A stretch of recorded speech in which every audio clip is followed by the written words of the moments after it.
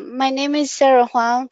I'm the co-organizer of this virtual group. Join me here is Debbie Huang, our co-organizer as well. Today, Charlotte Collect will present networking strategies for us. Charlotte is the manager of leader effectiveness and program manager of Cardinal Health's award-winning high potential program for managers lead. Charlotte has been a team member at Cardinal Health for 15 years and worked 13 years prior to that in the energy industry. She's a certified professional and master coach and is actively involved in assessment coaching at Cardinal Health. She is also known for giving presentations on networking and career management. She's a member of each of the company's employee resource groups, as well as the International Coach Federation and the Capital City Organization Development Network. Charlotte is obsessed with her three grandchildren, loves spontaneous trips with her husband Brian, enjoy martinis in empty movie theaters, and value kindness and equality. We really appreciate Charlotte shares her networking tips with us tonight. Let me first take care of the housekeeping things from past community, then I'll transfer screens over to Charlotte. By the way, we have handouts if you want to download.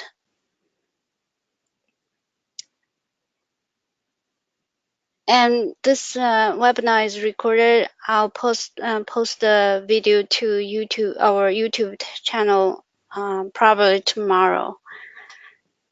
All right. Let me first take care of the housekeeping stuff.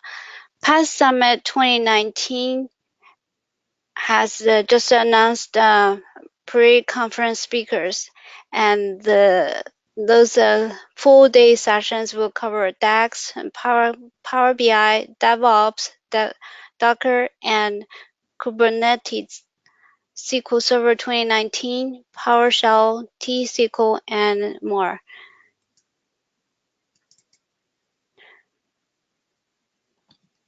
And PASS has this Summit Blogger program. You may apply to become an official PASS Summit blogger. Then you can receive priority access to PASS Summit news and updates, on-site press activities, interviews with the vendors and PASS board members. And also you can get a discount to this coveted event. You have to apply before April 25th. These are the upcoming virtual group webinars from different virtual groups.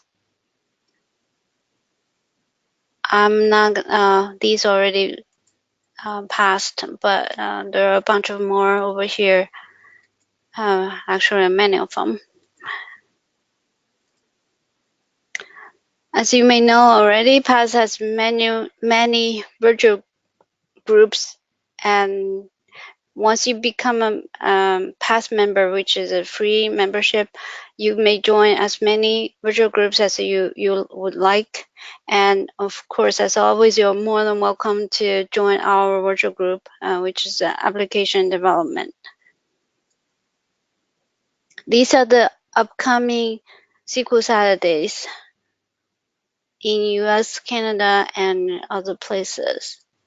This is how you may connect with PASS through Facebook, Twitter, LinkedIn, and Instagram. And the membership is totally free.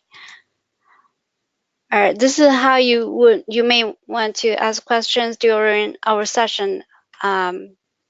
If you would like to interact directly with Charlotte, you may raise your hand, and either me or Debbie will unmute you so you can talk.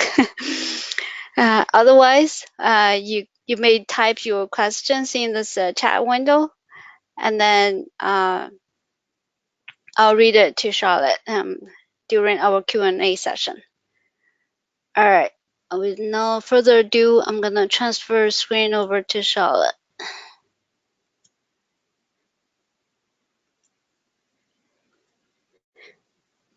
And Charlotte, thank you so much for,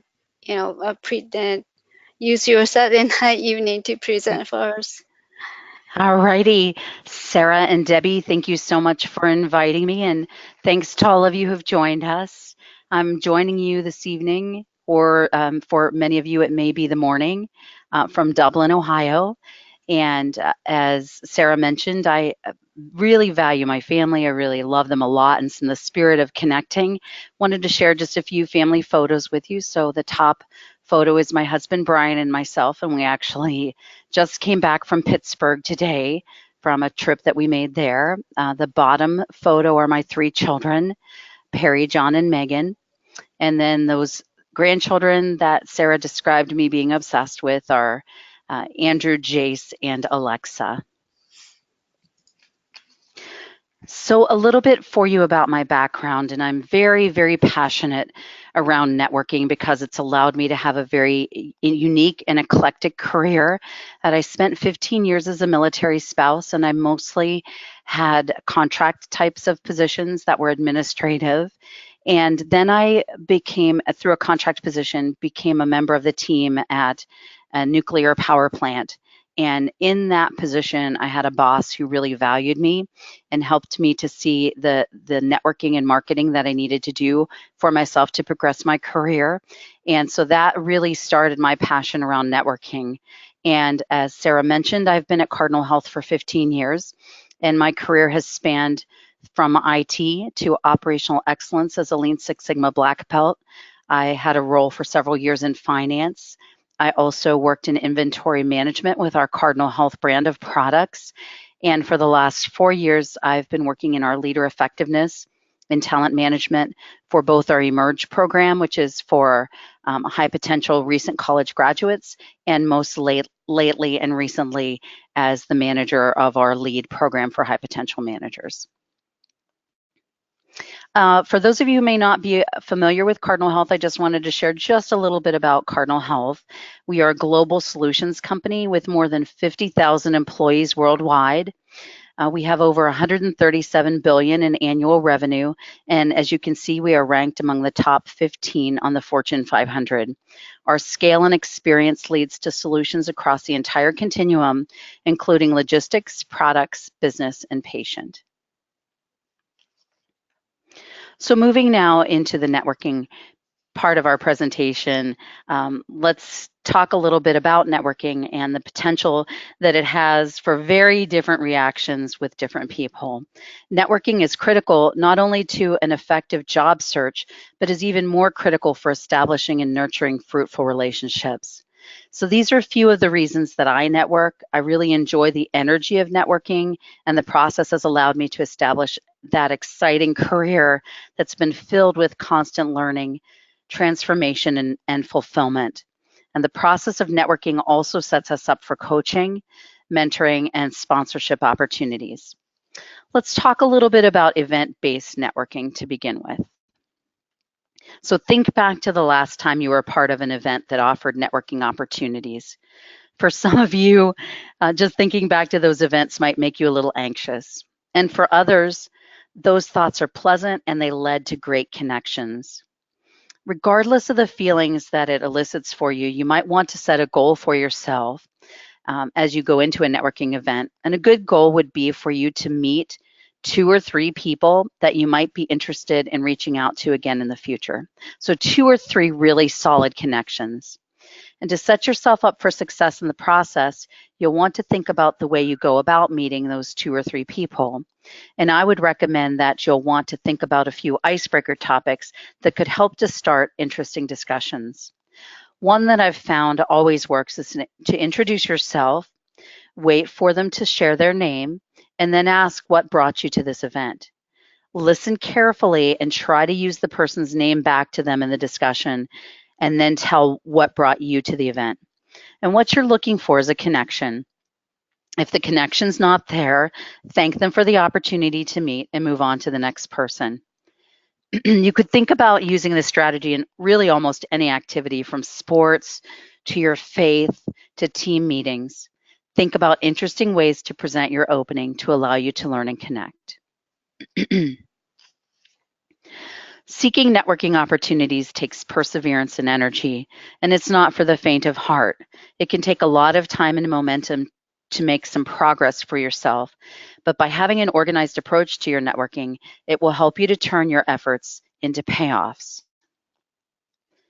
During this session, we'll talk about 4 key aspects of networking: self-discovery and learning how best to talk about your skills. Preparing for networking activities will take time, but it will add to your confidence and allow you to make progress. Exploratory discussions offer the biggest bang for the buck in your learning, growth, and opportunity. And before we end, we'll talk a little bit about nurturing relationships. One of the most important parts of the self-discovery process is knowing your personal likes and dislikes, somewhat like developing a personal wish list of what you're looking for as you explore and as you consider your career next steps. Rather than simply sharing each position that you've had when you're in front of someone or what a typical day was like, I'd really like to encourage you to put thought into how you reflect on which of your experiences that you'll use to articulate where you're most successful and how you go about sharing those outcomes. Here's what I mean by that. So I might represent myself as being someone who is very successful in opening the door to self-awareness in the high potential participants that I work with. This will give me the opportunity to talk about my role in assessment coaching, the design and execution of my programs, and the important role that learning and relationships play in my career. Once you reflect on that personal wish list and the experiences that you want to convey, it's time for you to get creative. As you think through each of the areas you will represent, you'll want to craft a story that shares where you have experienced success. For me, going back to my example, I can share about how my programs have won 2 Brandon Hall Awards for blended learning and leadership development. I can also tell how I've been driven to become professional and master coach certified, and that I've accumulated over 100 hours of coaching hours in the past 8 months. And I can also tell stories about self-awareness successes that have occurred during those coaching sessions. You'll want to be interesting and to intrigue the person you are meeting with about your journey. If they're intrigued, they will see your credibility, and they might even see you working with them and bringing your unique set of skills into their area. It's also a best practice for you to catalog or document your exploratory journey. What I can promise you is that over time, you'll forget who you met with, when, the purpose, and the outcomes. So a simple log or spreadsheet is a good starting point to capture key pieces of information. So as you think about preparing your targets, those folks that you'll want to meet with, I want you to think in a completely different way than you probably currently do. I really want you to start seeing each person that you come in contact with in casual circumstances and conversations as a potential target. People you go to the gym with, maybe you have children's activities with, or someone that you might see out shopping, family members, and random folks that you meet in random locations. Ask questions about where they work, what they like about it, and what the culture's like, and if they recommend their company. If you're sensing a connection, ask if they're open to having coffee or lunch or just a simple conversation with you to learn more about their career and their organization. In my experience, people really want to help and are typically open to these next step conversations. And my only caution on this is that if you've asked for the opportunity with someone, be sure that you follow up and that you manage this process professionally. So as you continue the process of preparing to meet, you'll want to research. So LinkedIn is a great place for you to start, and that will help you to learn about the targets that you've selected. Also, you can use Google and company searches to learn more about the organizations and to understand what makes you a competitive differentiator in the conversation. And I want you to think about preparing 2 lists of questions. One list would be questions that you would use for any exploratory conversation or interview. I'm thinking and recommending a list of 5 or more types of questions. And a couple of examples would be things that you probably are already doing, but asking, tell me more about your leadership style, tell me about the culture of your organization, and what you seek out most in leaders. And then I want you to make a really important second list of questions. And these questions are more specific to your target, maybe to the organization or the type of role that you're interested in. And this list will change from discussion to discussion and will really show your hosts that you prepared and appreciate the time that they are spending with you. It's really important to realize that silence can be your enemy as you're networking. So always be prepared with the next question to keep the conversation energizing, insightful, and relevant. Again, this is a way to help differentiate you from others that they'll meet.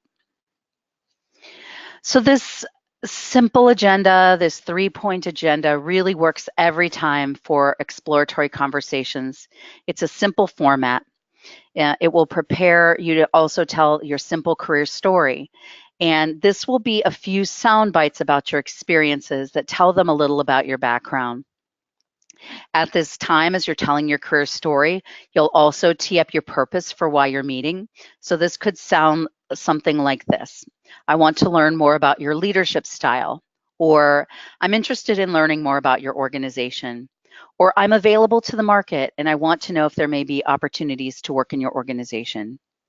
And then focus on your host. This is your opportunity to flex great listening skills. Take notes, have your list of questions ready, and this would also be a place for you to insert the questions that you've just written down in those 2 lists of questions when any gaps in conversation come up to keep things moving. And then for step 3, 5 minutes prior to your meeting ending, I want you to think about how to end your meeting in a way that will keep your momentum going.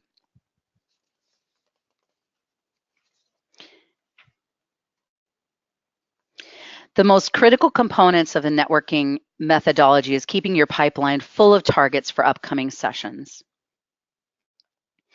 And the way that you'll do this is to always end your meeting with an ask. So that last 5 minutes that I was just talking about is where you'll have the opportunity to ask these questions. So the first 3 bullets will get you in front of someone, and that last bullet is for your personal growth. So at the end of a meeting, if you're really connecting with this person, you might want to ask for next meeting. You might want to think about asking for a shadowing opportunity with that person in their work group. And always, always, always make sure that you get 1, 2, 3 or more networking contacts from the conversation. So as you're getting into that last 5 minutes, you'll ask, if you don't have a networking contact, who else might you suggest that I would meet with? In this way, you'll allow your pipeline to be full, and you will experience exponential growth with your target list. Whether you decide to meet with this person again or not, one thing that you should do is to look for opportunities to nurture the relationship. And a simple way to do this initially is to write a personal note, or at the very least an email, to thank your host for their investment in you. Make your message meaningful and let them know what meant the most to you in the conversation. And if you're meeting again or you're shadowing in their organization, be timely in your communications and always show up on time. If you're not meeting again, look for an opportunity weeks from the meeting to share an article or a video that might pertain to something you learned from them. And also, it's really important for you to offer an opportunity for them to reach out to you anytime that you can reciprocate and help either them or a friend who may be part of an exploratory process. By offering to reciprocate with them, you'll be viewed as a connection or a colleague instead of just someone who's looking for a conversation. So we've included, as Sarah mentioned earlier, a handout for you that's called 4 Steps to Lasting Relationships, and it's from the Stewart Leadership Organization, and we wanted to provide this for you as a resource. And lastly, I'd like to share a little bit with you about building your personal brand. And by preparing and differentiating, your brand will start to be strengthened through the exploration process. Consider how you may be able to leverage LinkedIn to consider to continue to build your brand. With over 600 million members, this is an area that deserves some focus. I would love for you to just look at your LinkedIn profile and ask yourself, am I interesting? Am I intriguing? Am I someone that others would want to know? And if not, spend some time updating it. Make good word choices. Select a professional photo and look for ways to be relevant. And then focus on the piece of connecting.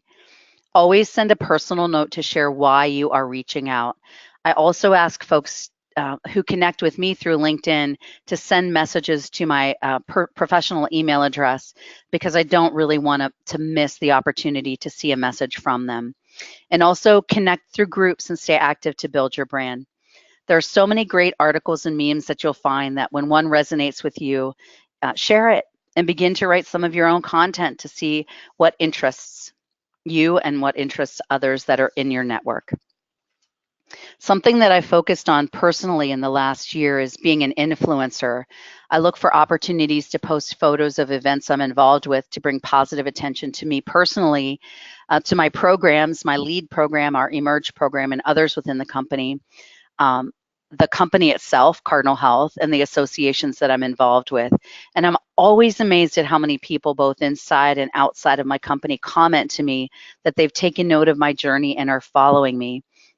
Recently, I had a series of photos that I uploaded from a graduation event for our high potential programs, and I was amazed that it had over 15,000 views. And even just this weekend, I had a message from someone who I didn't know who was letting me know how inspired they were by the posts that I've been making. So that is the prepared content that I have for you, and I'd love to stop at this point to ask if anyone has any questions.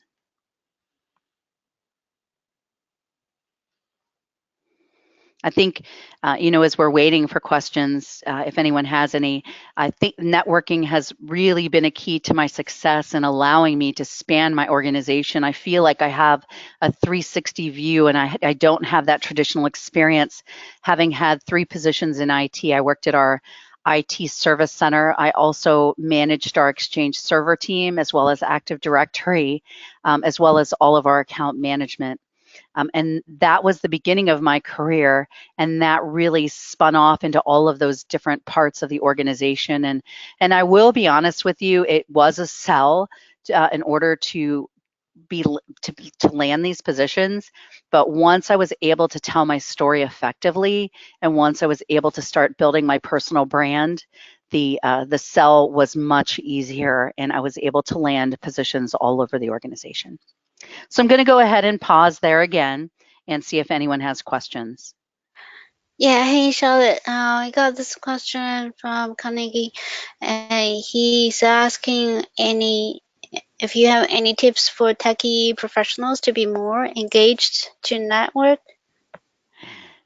So it's really interesting because I just had another session with some techie professionals, and I was really amazed at how interested they were in this topic. And I would say you need very similarly, I also work with a lot of military folks, and not everyone understands your techie language. So find ways to talk about your wish list and what you're really good at in simple English, in ways or in whatever language it is that you speak from. I didn't mean to just include English, but find ways to simplify what you do and to tell that story of success so that you're more relatable, because really what it is that relatability. If you're talking to someone and you start to realize that you went to the same college, or that you share a common love for sport, delve into that. Move away from the technical talk and really build on the personal conversation, because those connections are what will get you to the next level and will help them to vouch for you and to help you to learn more, as well as to maybe look for other opportunities in that company. Hopefully that helps. Yeah, great tips. So I guess my question is that, sometimes when you start chatting with somebody, all of a sudden, every day stops and, this a moment of silence and nobody says anything. How would you deal with that kind of situation? Yes, I think that that's exactly what I was talking about with having those lists of questions.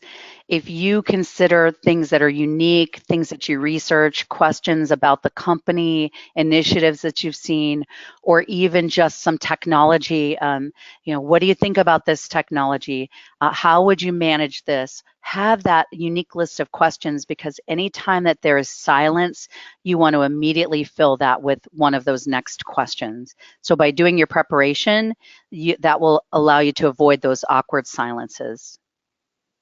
Cool, thank you. Another question is, can you elaborate more about how to become an influencer on LinkedIn? Yes, so this is all about posting. This is very simple. This is putting out posts, forwarding stories, writing your own content. And in that way, as you start to see those views building and folks connecting with you, you'll learn that you are an influencer. In my company, my vice president is now referring to me as a LinkedIn influencer because I'm building the brand of not only myself, but my organization through my posts. So it really is just as simple as starting to post, and you will then start to become part of different threads and different networks based on your posts and those keywords and the algorithms, and you'll start getting in front of more people, and that will span your influence and build your brand.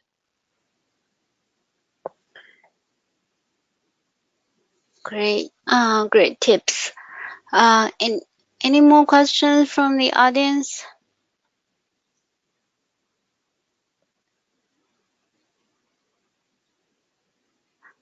All right, so we got another one. It says, is it okay to be very direct and tell people you try to build network, what you want to achieve, such as soliciting project work, contract from your team, Yes, things like that? I absolutely love that. I think as you're teeing up your purpose for your conversation, the more direct that you are, the better your outcome will be. So, yes, I highly agree with that and recommend that.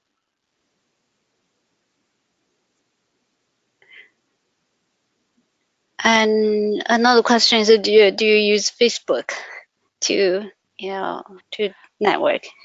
I do use Facebook, but I do post some things about my company. But you'll always want to be sure and careful, both in LinkedIn and any social media, Instagram or Facebook, that you put the little disclaimer that your company might want you to put that these are your views and not the view of your company. So I just want to make sure from a legal perspective that you're covered. But I do less of that. So, for instance, if I doing a walk for a charity, I might list that. I might solicit support for that, but I mostly use LinkedIn for the professional networking.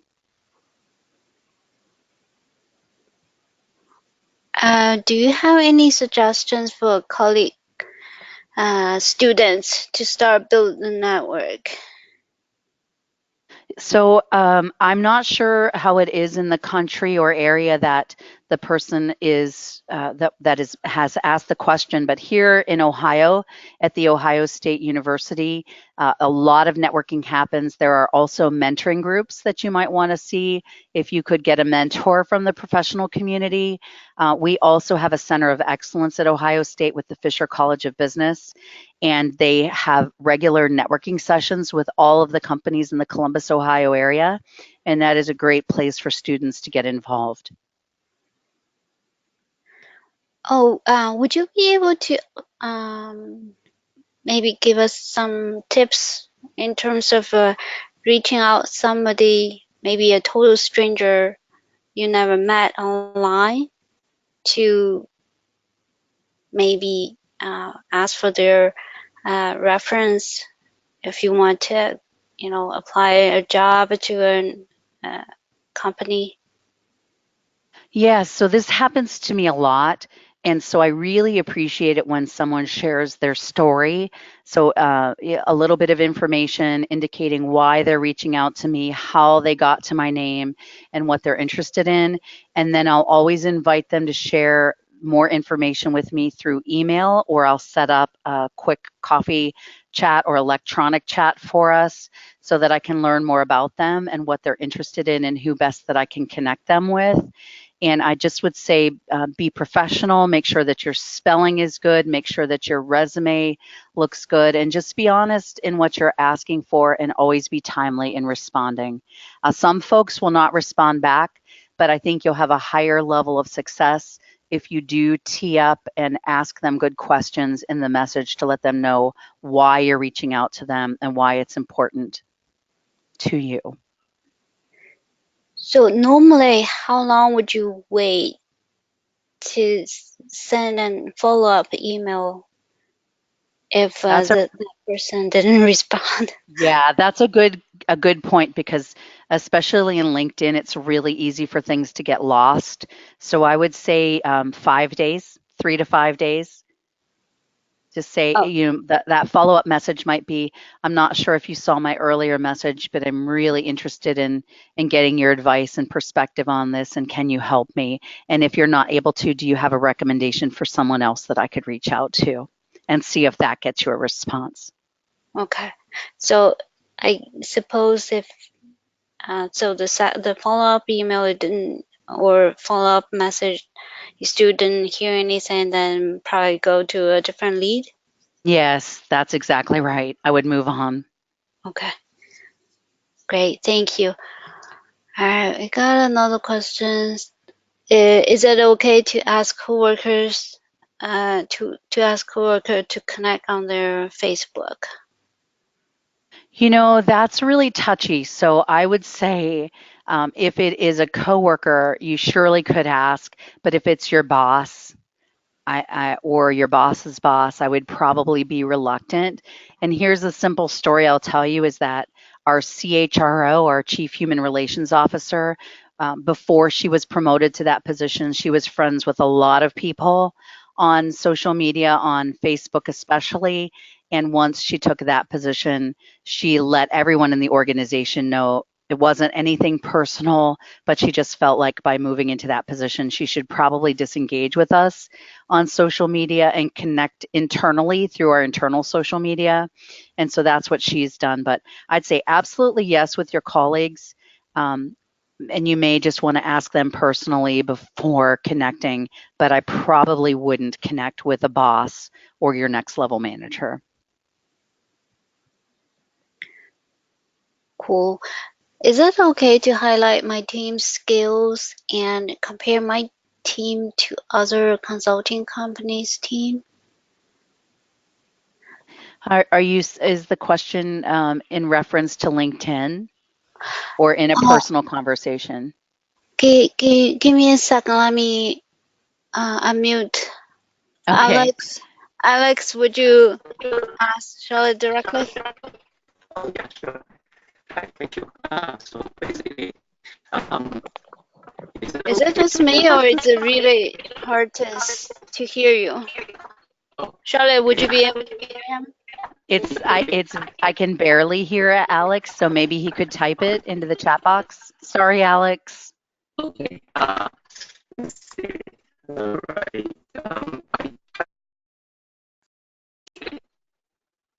Sorry, can you elaborate your question some more in the chat window, Alex? Because we're really having difficulty to hear you.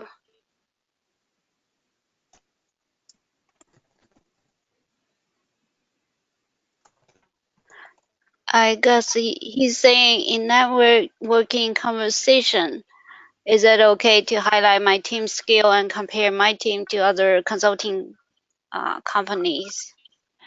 Yes, I think as long as you're not violating any non-compete or any contract that you have, I think and you're trying to share what your outcomes are, yeah, I absolutely think that should be no problem.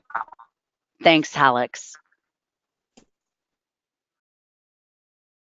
And another question is, I do not want to sound negative about other consulting company, but I want to show the client how my team would be the better choice. How would you,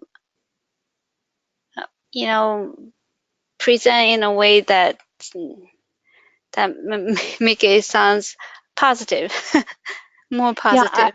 I think I probably wouldn't even make the comparison. I would just say, my team is great at these outcomes, and here's the proof of it. We've done this, this, and that, and we are a team that is energized and can really meet your needs. And I wouldn't do the comparison. I would just let your outcomes speak for you. Yeah, so I guess he's a follow-up question is that may I showcase my team over other consulting team without Mhm. sounding too pushy? Yes, I think you can. And one thing that I mentioned veterans of the Army and Marines and Air Force and all from in the United States, is that they really don't like to brag, and I don't think bragging is the right way to go about it. I think if you're sharing information, each uh, piece that you're sharing is a data point, and so that will take it from being bragging to more of marketing and allowing you to share what you're capable of doing, and that will give them the perspective that if you could do that in those situations, that you could perform for them as well. So think of it as data. Yeah. Sometimes it may happen that they probably familiar with other teams work or their competency and not too familiar with yours. And in that case, would would it be appropriate to do the comparison? uh, I think I'm not knowing your situation. I think just being cautious of making sure you don't violate any contractual or non-compete information. And then I would say absolutely sure. And you might even be able to prepare a one-page visual that you would bring with you that would allow you to show that graphically. Okay, great. That's great tips. Any more questions from the audience? Yeah, these are great questions. Thank you so much.